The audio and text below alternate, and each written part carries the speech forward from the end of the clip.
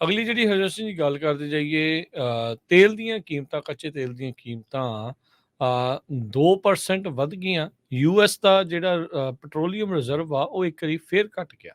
ਉਦੋਂ ਸਾਊਦੀ ਨੇ ਇਹ ਜਿਹੜੀ ਵਾਰਨਿੰਗ ਚੇਤਾਵਨੀ ਜਿਹੜੀ ਉਹ ਦਿੱਤੀ ਆ ਵੀ ਜਿਹੜੀ ਓਪੈਕ ਦੀ ਮੀਟਿੰਗ ਤੋਂ ਬਾਅਦ ਦੇ ਵਿੱਚ ਕੁਛ ਸਖਤ ਫੈਸਲੇ ਇਸ ਦੇ ਵਿੱਚ ਆ ਸਕਦੇ ਆ। ਨਾਲ ਦੇ ਨਾਲ ਹੀ ਆਪਾਂ ਪਹਿਲਾਂ ਖਬਰਾਂ ਸ਼ੁਰੂਆਤ 'ਚ ਦੱਸਿਆ ਡੈਟ ਸੀਲਿੰਗ ਨੂੰ ਲੈ ਕੇ ਵਾਈਟ ਹਾਊਸ ਦੇ ਰਿਪਬਲਿਕਨਸ ਦੇ ਵਿੱਚ ਗੱਲਬਾਤ ਨਾਲ ਚੱਲ ਰਹੀ ਆ। ਸੋ ਇਹ ਸਾਰਾ ਕੁਛ ਜਿਹੜਾ ਘਿਓ ਖਿਚੜੀ ਜਿਹੜਾ ਉਹ ਹੋ ਰਿਹਾ ਆ, ਇਹ ਕੀ ਬਣੂਗਾ, ਇਸ ਦਾ ਇਹ ਵੇਖਣ ਵਾਲੀ ਗੱਲ ਰਹੂਗੀ। ਕੱਚੇ ਤੇਲ ਦੀ ਕੀਮਤ ਕਹਿੰਦੇ ਤਕਰੀਬਨ $1.5 ਉੱਤੇ ਨੂੰ ਜਾ ਪਹੁੰਚੀ। ਯੂਐਸ ਦੇ ਜਿਹੜੇ ਗੈਸੋਲੀਨ ਸਟਾਕ ਪਾਈਲ ਆ, ਉਹ 2.1 ਮਿਲੀਅਨ ਬੈਰਲ ਜਿਹੜੇ ਉਹ ਘਟ ਗਏ। ਇਹ 216 ਮਿਲੀਅਨ ਬੈਰਲ ਦੇ ਉੱਤੇ ਜਿਹੜੇ ਪਹੁੰਚ ਚੁੱਕੇ ਆ। ਐਨਰਜੀ ਜਿਹੜੀ ਐਡਮਿਨਿਸਟ੍ਰੇਸ਼ਨ ਹੈਗੀ EIA, ਉਹਨਾਂ ਨੇ ਇਸ ਬਾਰੇ ਜਿਹੜਾ ਉਹ ਦੱਸਿਆ ਹੈਗਾ ਆ। ਸੋ ਰਿਫਾਈਨਰੀਜ਼ ਕਹਿੰਦੇ ਵੀ ਇਸ ਟਾਈਮ ਮੈਕਸ ਆਊਟ ਚੱਲ ਰਹੀਆਂ ਆ। ਰਿਫਾਈਨਰੀ ਰਨਸ ਜਿਹੜੇ ਆ ਉਹ ਹੋ ਰਹੇ ਆ। ਯੂਐਸ ਦਾ ਮੈਮੋਰੀਅਲ ਡੇ ਵੀਕਐਂਡ ਆ ਰਿਹਾ ਆ। ਇਦੋਂ ਵੈਸੇ ਵੀ ਦੇਖਿਆ ਜਾਵੇ ਹਿਸਟੋਰੀਕਲੀ ਇਹ ਪੀਕ ਸਮਰ ਸੀਜ਼ਨ ਟਰੈਵਲ ਦੇਖਿਆ ਜਾਂਦਾ ਆ, ਤੇ ਤੇਲ ਦੀ ਜਿਹੜੀਆਂ ਡਿਮਾਂਡ ਆ ਉਹ ਵੱਧ ਜਾਂਦੀ ਆ।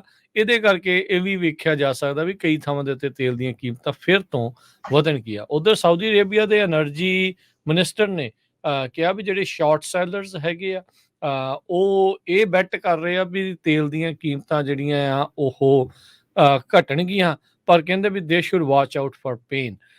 ਲੱਗਦਾ ਆ ਵੀ ਤੇਲ ਕੱਢਣ ਦੀ ਇਹਨਾਂ ਨੇ ਹੁਣ ਕੁਆਂਟੀਟੀ ਆ ਓਪੈਕ ਵਾਲੇ ਜਿਹੜੇ ਉਹ ਘਟਾ ਸਕਦੇ ਆ। Organisation of petroleum exporting countries, ਜਿਹੜੇ ਰੂਸ ਦੇ ਨਾਲ ਮਿਲ ਕੇ ਵੀ ਜਿਹੜੇ ਚੱਲਦੇ ਆ, ਇਸ ਗਰੁੱਪ ਨੂੰ ਯੂਜਲੀ ਓਪੈਕ ਪਲੱਸ ਜਿਹੜਾ ਆ ਆਖਿਆ ਜਾ ਰਿਹਾ ਆ।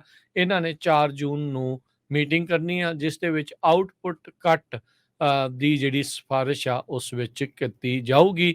ਇਹ ਤੇਲ ਕਿੰਨਾ ਕੱਢਣਾ, ਕਿੰਨਾ ਘਟਾਉਣਾ ਆ, ਵੱਧ ਕੱਢਣਾ ਆ, ਘੱਟ ਕੱਢਣਾ ਆ, ਇਹ ਤੇਲ ਦੀਆਂ ਕੀਮਤਾਂ ਨੂੰ ਉੱਥੇ ਇੱਕ ਬੈਰਲਸ ਨੂੰ ਜਿਹੜੇ ਪ੍ਰਾਈਸ ਆ ਉੱਥੇ ਇੱਕ ਰਵੇ, ਉਸ ਦੇ ਲਈ ਜਿਹੜਾ ਆ ਇਦਾਂ ਦੇ ਫੈਸਲੇ ਅਕਸਰ ਲੈਂਦੇ ਰਹਿੰਦੇ ਆ। ਅਗਲੀ ਜਿਹੜੀ ਹਜੇ ਅਸੀਂ ਗੱਲ ਕਰਦੇ ਜਾਈਏ ਤੇਲ ਦੀਆਂ ਕੀਮਤਾਂ, ਕੱਚੇ ਤੇਲ ਦੀਆਂ ਕੀਮਤਾਂ 2% ਵੱਧ ਗਈਆਂ। ਯੂਐਸ ਦਾ ਜਿਹੜਾ ਪੈਟਰੋਲੀਅਮ ਰਿਜ਼ਰਵ ਆ, ਉਹ ਇੱਕ ਵਾਰੀ ਫੇਰ ਘਟ ਗਿਆ। ਉਦੋਂ ਸਾਊਦੀ ਨੇ ਇਹ ਜਿਹੜੀ ਵਾਰਨਿੰਗ ਚੇਤਾਵਨੀ ਜਿਹੜੀ ਉਹ ਦਿੱਤੀ ਆ ਵੀ ਜਿਹੜੀ ਓਪੈਕ ਦੀ ਮੀਟਿੰਗ ਤੋਂ ਬਾਅਦ ਦੇ ਵਿੱਚ ਕੁਛ ਸਖਤ ਫੈਸਲੇ ਇਸ ਦੇ ਵਿੱਚ ਆ ਸਕਦੇ ਆ। ਨਾਲ ਦੇ ਨਾਲ ਹੀ ਆਪਾਂ ਪਹਿਲਾਂ ਖਬਰਾਂ ਸ਼ੁਰੂਆਤ 'ਚ ਦੱਸਿਆ ਡੈਟ ਸੀਲਿੰਗ ਨੂੰ ਲੈ ਕੇ ਵਾਈਟ ਹਾਊਸ ਦੇ ਰਿਪਬਲਿਕਨਸ ਦੇ ਵਿੱਚ ਗੱਲਬਾਤ ਨਾਲ ਚੱਲ ਰਹੀ ਆ। ਸੋ ਇਹ ਸਾਰਾ ਕੁਛ ਜਿਹੜਾ ਘਿਓ ਖਿਚੜੀ ਜਿਹੜਾ ਉਹ ਹੋ ਰਿਹਾ ਆ, ਇਹ ਕੀ ਬਣੂਗਾ, ਇਸ ਦਾ ਇਹ ਵੇਖਣ ਵਾਲੀ ਗੱਲ ਰਹੂਗੀ। ਕੱਚੇ ਤੇਲ ਦੀ ਕੀਮਤ ਕਹਿੰਦੇ ਤਕਰੀਬਨ $1.5 ਉੱਤੇ ਨੂੰ ਜਾ ਪਹੁੰਚੀ। ਯੂਐਸ ਦੇ ਜਿਹੜੇ ਗੈਸੋਲੀਨ ਸਟਾਕ ਪਾਈਲ ਆ, ਉਹ 2.1 ਮਿਲੀਅਨ ਬੈਰਲ ਜਿਹੜੇ ਉਹ ਘਟ ਗਏ। ਇਹ 216 ਮਿਲੀਅਨ ਬੈਰਲ ਦੇ ਉੱਤੇ ਜਿਹੜੇ ਪਹੁੰਚ ਚੁੱਕੇ ਆ। ਐਨਰਜੀ ਜਿਹੜੀ ਐਡਮਿਨਿਸਟ੍ਰੇਸ਼ਨ ਹੈਗੀ EIA, ਉਹਨਾਂ ਨੇ ਇਸ ਬਾਰੇ ਜਿਹੜਾ ਉਹ ਦੱਸਿਆ ਹੈਗਾ ਆ। ਸੋ ਰਿਫਾਈਨਰੀਜ਼ ਕਹਿੰਦੇ ਵੀ ਇਸ ਟਾਈਮ ਮੈਕਸ ਆਊਟ ਚੱਲ ਰਹੀਆਂ ਆ। ਰਿਫਾਈਨਰੀ ਰਨਸ ਜਿਹੜੇ ਆ ਉਹ ਹੋ ਰਹੇ ਆ। ਯੂਐਸ ਦਾ ਮੈਮੋਰੀਅਲ ਡੇ ਵੀਕਐਂਡ ਆ ਰਿਹਾ ਆ। ਇਦੋਂ ਵੈਸੇ ਵੀ ਦੇਖਿਆ ਜਾਵੇ ਹਿਸਟੋਰੀਕਲੀ ਇਹ ਪੀਕ ਸਮਰ ਸੀਜ਼ਨ ਟਰੈਵਲ ਦੇਖਿਆ ਜਾਂਦਾ ਆ, ਤੇ ਤੇਲ ਦੀ ਜਿਹੜੀਆਂ ਡਿਮਾਂਡ ਆ ਉਹ ਵੱਧ ਜਾਂਦੀ ਆ। ਇਹਦੇ ਕਰਕੇ ਇਹ ਵੀ ਵੇਖਿਆ ਜਾ ਸਕਦਾ ਵੀ ਕਈ ਥਾਵਾਂ ਦੇ ਉੱਤੇ ਤੇਲ ਦੀਆਂ ਕੀਮਤਾਂ ਫਿਰ ਤੋਂ ਵਧਣਗੀਆਂ। ਉਧਰ ਸਾਊਦੀ ਅਰੇਬੀਆ ਦੇ ਐਨਰਜੀ ਮਿਨਿਸਟਰ ਨੇ ਕਿਹਾ ਵੀ ਜਿਹੜੇ ਸ਼ਾਰਟ ਸੈਲਰਸ ਹੈਗੇ ਆ, ਉਹ ਇਹ ਬੈਟ ਕਰ ਰਹੇ ਆ ਵੀ ਤੇਲ ਦੀਆਂ ਕੀਮਤਾਂ ਜਿਹੜੀਆਂ ਆ ਉਹ ਘਟਣਗੀਆਂ, ਪਰ ਕਹਿੰਦੇ ਵੀ ਦੇ should watch out for pain.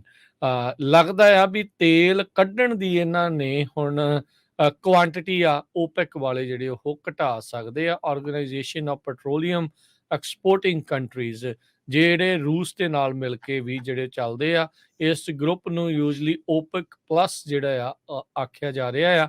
ਇਹਨਾਂ ਨੇ 4 ਜੂਨ ਨੂੰ ਮੀਟਿੰਗ ਕਰਨੀ ਆ, ਜਿਸ ਦੇ ਵਿੱਚ ਆਊਟਪੁੱਟ ਕੱਟ ਦੀ ਜਿਹੜੀ ਸਿਫਾਰਿਸ਼ ਆ ਉਸ ਵਿੱਚ ਕੀਤੀ ਜਾਊਗੀ।